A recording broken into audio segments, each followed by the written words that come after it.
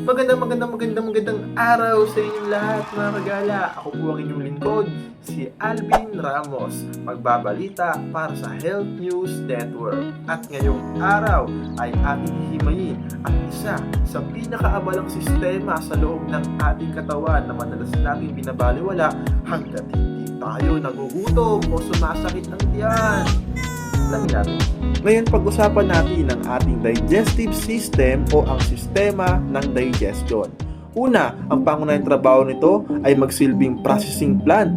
Mula sa sandaling isubo mo ang iyong pagkain, dinudurog ito ng iyong bibig at dinadala sa tiyan para tunawin gamit ang acids at sinisipsip ng iyong bituka ang mga nutrisyon nito para maging enerhiya ng buong mong katawan. Isipin ninyo na lang na ang digestive system ay parang isang juicer o blender. Nagpapasok ka ng buong prutas o pagkain at dudurugin ito ng makina. Kukunin ang juice, yung nutrients at itatapon naman ang tiratirang sapal o yung waste product. Pero, paano kung masira ang blender na ito?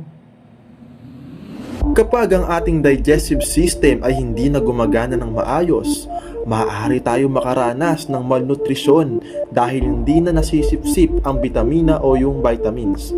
Maaari rin itong magdulot ng matinding sakit gaya ng ulcers, acid reflux o dehydration dahil sa pagtatae. Kung walang maayos na digestion, hihina ang ating immune system at mawawalan tayo ng lakas para sa ating araw-araw na gawain. Kaya naman mga kagala, huwag kalimutang uminom ng sapat na tubig, kumain ng fiber, at huwag palipasin ng gutom. Alagaan ng iyong digestion para ang katawan ay laging on the go.